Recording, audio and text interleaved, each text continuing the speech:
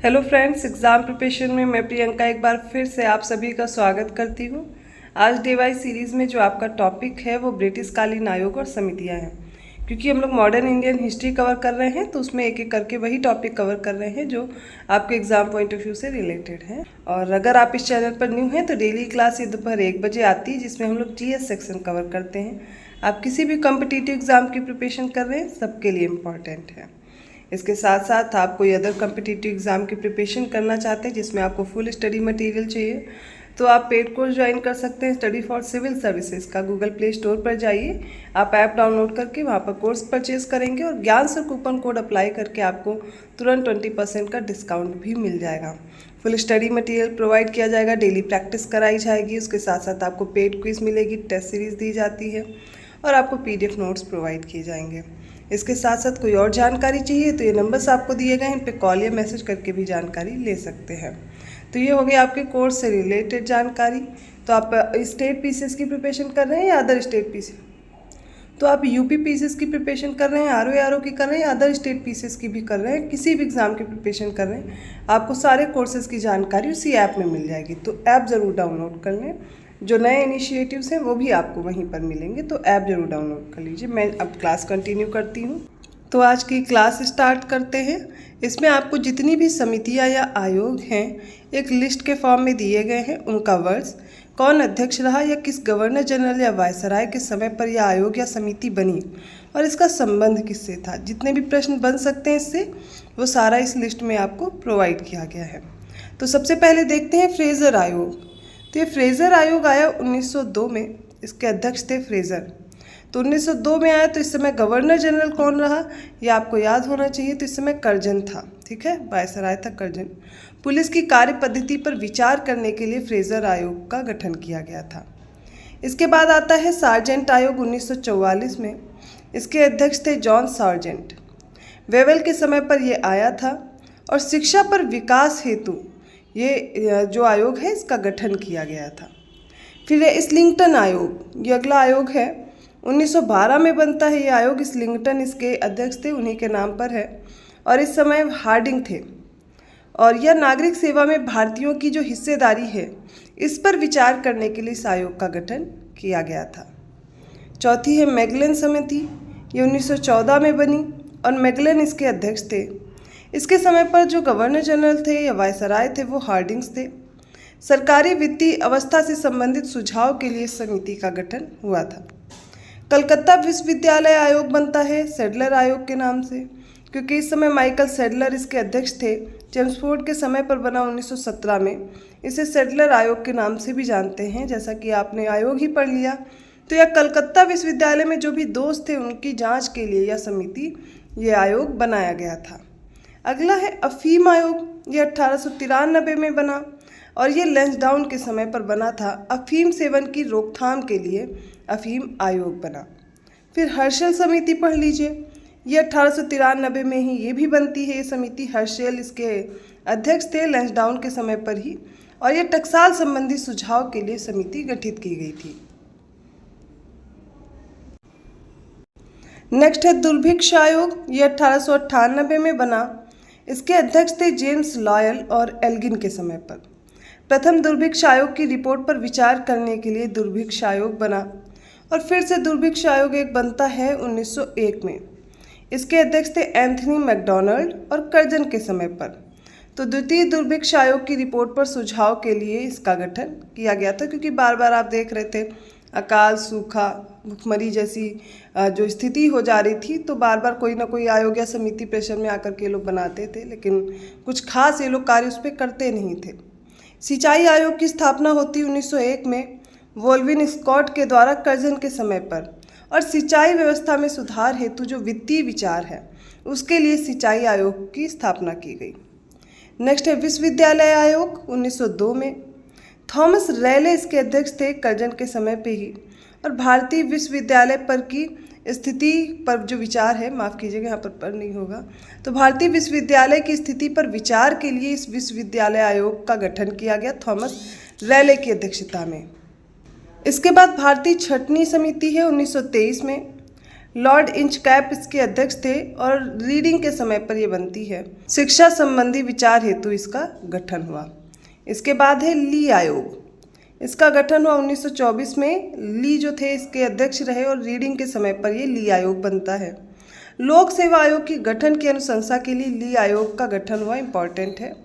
इसके बाद है सेंटहर्स्ट समिति 1925 में एंड्रयू स्कीन की अध्यक्षता में, और जो रीडिंग होते हैं वो इसके अध्यक्ष थे। भारतीय सेना का जो भारतीयकरण है इस पर विचार करने के लिए सेंटहर्स्ट समिति का गठन किया गया।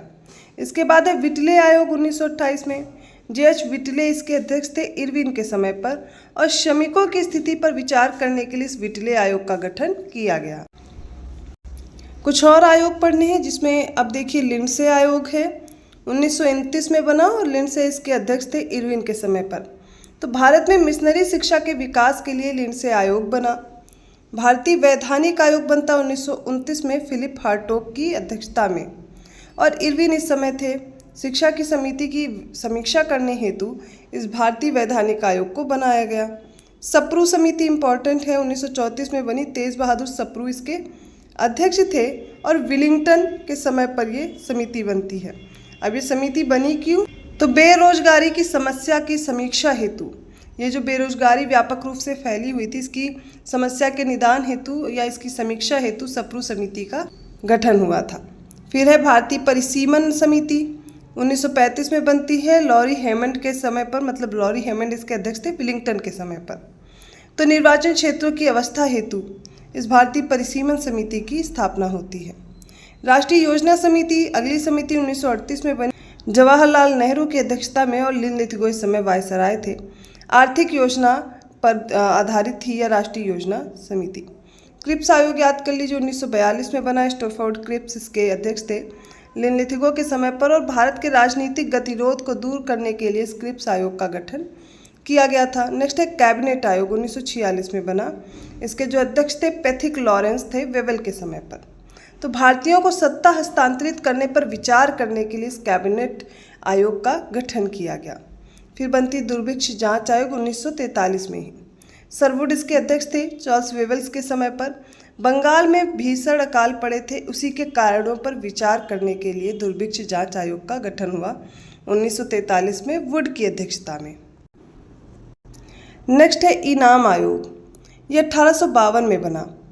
इनाम इसके अध्यक्ष थे और लॉर्ड डलहौजी के समय पर बना था, ये भूमि संबंधी विवेचना के लिए। फिर से दुर्भिक्ष आयोग बना था, कई बार दुर्भिक्ष आयोग बने। इसमें ये समय था 1880 वाला, ठीक है। तो इस समय रिचर्ड स्ट्रेचिस के अध्यक्ष थे, लिटन के समय पर बना ये आयोग। अकाल के निवारण हेतु इसका निर्माण किया गया था। हंटर आयोग 1882 में बना, विलियम हंटर इसके अध्यक्ष थे। रिपन के समय पर शिक्षा के विकास हेतु इस हंटर आयोग का गठन हुआ था। एचिसन आयोग है अगला, 1886 में, चार्ल्स एचिंसन के समय पर, इसके अध्यक्ष थे चार्ल्स एचिंसन, और डफरिन के समय पर बनता है क्योंकि 1886 का समय है। नागरिक सेवा में भारतीयों की संख्या में वृद्धि पर विचार करने के लिए इस एचिसन आयोग का गठन हुआ था।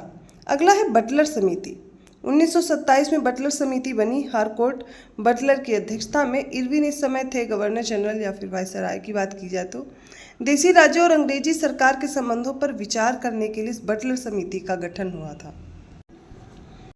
नेक्स्ट है साइमन कमीशन, जो कि 1927 में बना, जॉन साइमन की अध्यक्षता में। इरविन इस समय वायसराय थे।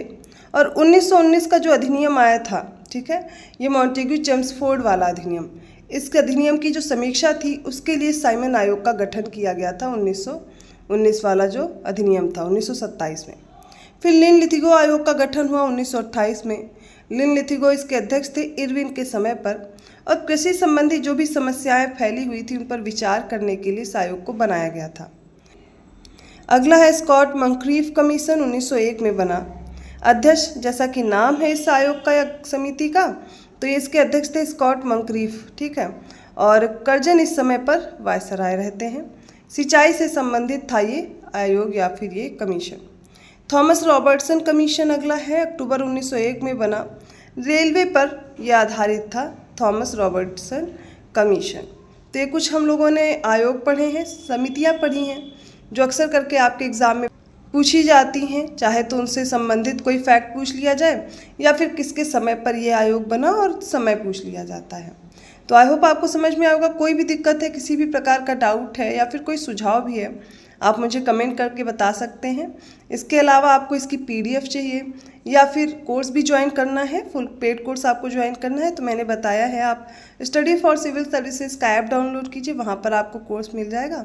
परचेज करेंगे तो ज्ञान सर कूपन कोड अप्लाई करते ही आपको 20% का डिस्काउंट मिल जाएगा, क्योंकि आपकी डेली प्रैक्टिस, आप जितना भी पढ़ रहे हैं उसके लिए प्रैक्टिस की नीड होती है, ज़्यादा से ज़्यादा क्वेश्चन सॉल्व करने की नीड है, जो कि लेटेस्ट ट्रेंड और पैटर्न आप देख रहे हैं कि आपसे प्रश्न किस तरीके के पूछे जा रहे हैं। तो इम्पॉर्टेंट है आप ज़्यादा से ज़्यादा प्रैक्टिस करें, पेड क्विज जो आपको दी जा रही हैं उनको भी अच्छे से सॉल्व करें। तो आप जो कंटेंट है वो आप जानते हैं, स्टडी फॉर सिविल सर्विसेज का सिलेक्शन वाला मटेरियल है, आसानी से आप सिलेक्शन पा सकते हैं।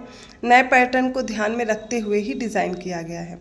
इसके साथ साथ अगर आप और भी कोई PDF पाना चाहते हैं तो उसके लिए अलग से आप PDF परचेज कर सकते हैं, वो भी आपको वहीं पर इन्फॉर्मेशन ऐप में मिलती रहेगी। तो ऐप ज़रूर डाउनलोड कर लें, नए कोर्सेज़ की जानकारी या अदर कोई इनिशिएटिव उसकी भी जानकारी ऐप में ही मिलेगी। वीडियो अच्छा लगा तो प्लीज़ लाइक कीजिए, चैनल को सब्सक्राइब कीजिए और लोगों को शेयर करते रहिए। अगर अभी तक आपने चैनल को सब्सक्राइब नहीं किया है, वीडियोस देख रहे हैं, तो प्लीज़ सब्सक्राइब कर लें। रात को 9 बजे प्रैक्टिस वाली भी क्लास आती है, उसको भी आप ज्वाइन कर सकते हैं। इससे पहले इंडियन ज्योग्राफी कंप्लीट करा दी है, प्लेलिस्ट में ऐड है सारी क्लासेस, उनको भी आप फॉलो कर सकते हैं। तो मैं मिलती हूँ अगली क्लास में। अगली क्लास का नोटिफिकेशन आपको आसानी से मिल जाए तो बेल आइकन प्रेस कर दीजिए। धन्यवाद।